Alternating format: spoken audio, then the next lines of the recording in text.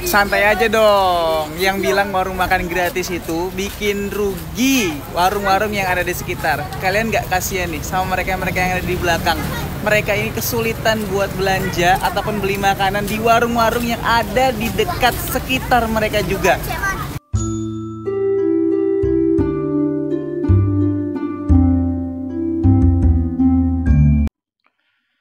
Kalau kalian lihat video barusan, kalian bakal sadar bahwa terdapat dua jenis perspektif terhadap kebenaran di dalamnya, yakni kebenaran versi netizen atau orang yang berkomentar yang mengatakan bahwa makan gratis itu membunuh warung makan di sekitar.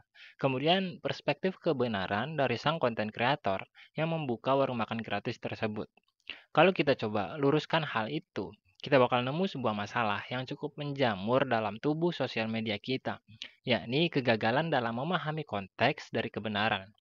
Kondisi tersebut dapat terjadi ketika seseorang lebih memilih untuk berkomentar sesuai dengan apa yang dirinya rasakan dan apa yang dirinya pikirkan, tanpa peduli kebenaran yang sejatinya itu kayak gimana.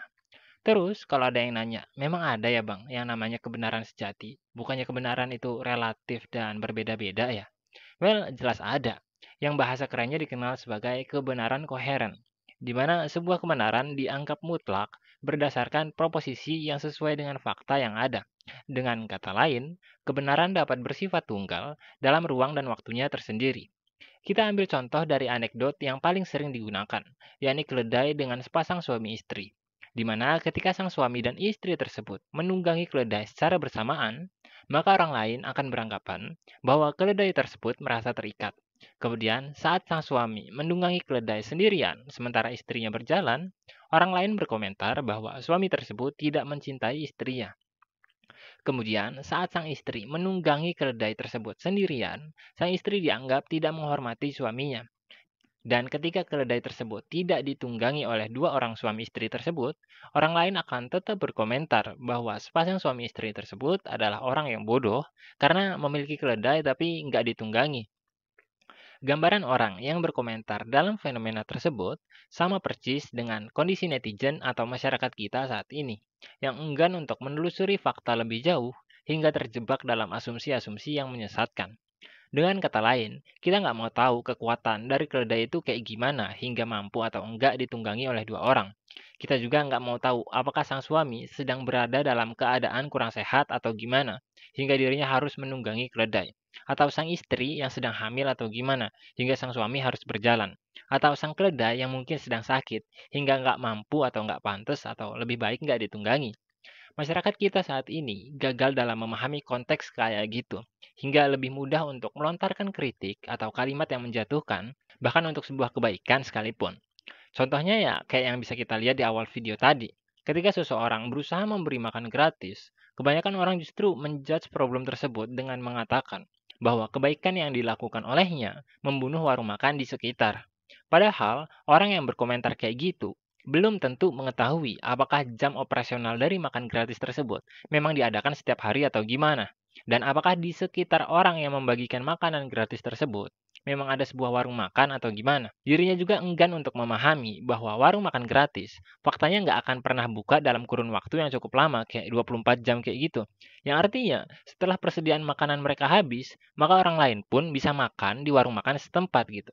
Sangat disayangkan kebanyakan dari kita enggan atau nggak mau untuk berpikir sejauh itu. Fenomena itu diperkeruh dengan keterbatasan informasi yang muncul di sosial media, khususnya dengan beragam jenis video singkat yang dapat dipastikan memiliki durasi terbatas, hingga informasi yang dibagikan pun sama juga terbatas gitu. Dengan kata lain, video dengan durasi panjang yang menjelaskan banyak informasi aja masih gampang disalahpahami. Padahal fakta dan informasi yang dibagikan itu udah cukup jelas. Apalagi dengan video-video singkat kayak di TikTok, Reels, atau YouTube Short, yang makin gampang mereka tersesat dalam kesalahan untuk memahami konteks masalahnya. Kalau kebiasaan kayak gitu dibiarkan terus-menerus menyebar, kemungkinan besar yang rusak ya masyarakat kita sendiri, khususnya dalam lingkup pemahaman kita tentang moralitas, di mana orang yang jelas-jelas berbuat baik sekalipun bahkan masih dapat dengan mudah disalahpahami hingga melahirkan perdebatan. Contohnya, ada orang yang bantu seseorang dengan memberi uang gitu. Terus ada orang lain yang komentar atau ngomong kalau hal itu nggak baik karena melemahkan semangat juang orang yang dibantu. Terus kalau kayak gitu, kebaikan kayak gimana lagi yang harus dilakukan sama kita? Karena akan selalu ada celah bagi seseorang yang tidak memahami konteksnya untuk mengkritik seenak jidat mereka. Jawabannya adalah dengan pemahaman yang kita miliki terhadap nilai dari aktivitas yang kita jalani. Jadi kalau misalnya kita melakukan sebuah tindakan yang bagi diri kita itu bernilai, ya udah lakuin aja gitu, tanpa peduli dengan omongan orang lain. Tapi dengan catatan ya, kita harus paham dulu nilainya dan gak menjadi buta dengan berkata kalau kita itu sepenuhnya benar. Contohnya, ketika kita membiarkan istri kita menaiki keledai karena kita tahu bahwa dirinya waktu itu sedang hamil gitu dan membutuhkan prioritas utama. Ketika kita tahu nilai tersebut, saat kita paham akan kondisi yang kita hadapi, maka orang lain mau ngomong apa ya terserah mereka gitu. Karena kita fokus dengan nilai yang kita perjuangkan dan kita percayai. Tapi kalau kita gagal memahami nilainya, bisa jadi justru komentar orang lain itulah yang benar gitu. Contohnya saat kita memilih untuk menunggangi keledai dan istri kita yang sedang hamil justru berjalan. Kemudian ada orang lain yang berkomentar bahwa sebaiknya istri kita yang menunggangi keledai dan menjadi prioritas utama. Tapi karena diri kita sebelumnya udah salah menilai keadaan dan dibutakan oleh kebenaran yang kita anggap benar, akhirnya kita justru menolak komentar orang tersebut. Jadi kita juga nggak bisa sepenuhnya menolak semua anggapan atau menolak semua kebenaran yang ditawarkan pada diri kita dari orang lain.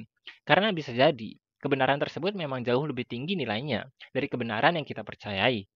Semua itu cuma gambaran kecil dari beragam kompleksitas kehidupan manusia, di mana mungkin kita dapat dengan mudah mengambil jalan tengahnya jika persoalannya menyangkut moralitas tentang mana yang benar dan mana yang salah. Yakni hanya dengan melihat kebenaran yang lebih tinggi nilainya, atau lebih menjadi prioritas utama yang sesuai dengan realita.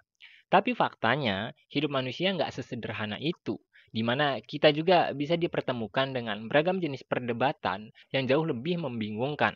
Contohnya seperti hobi dan jalan hidup manusia. Mana yang lebih baik antara satu hobi dengan hobi yang lain, dan mana jalan hidup yang lebih baik dari jalan hidup yang lain?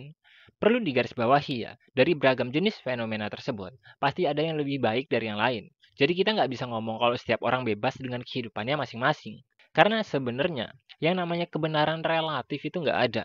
Yang ada hanya kebenaran konseptual dan kebenaran yang sesuai dengan kepentingannya. Sekarang, pertanyaan terakhirnya adalah, apa yang kita sebagai manusia anggap paling penting dalam hidup? Sekian Kosialitas yang Ning, sampai jumpa.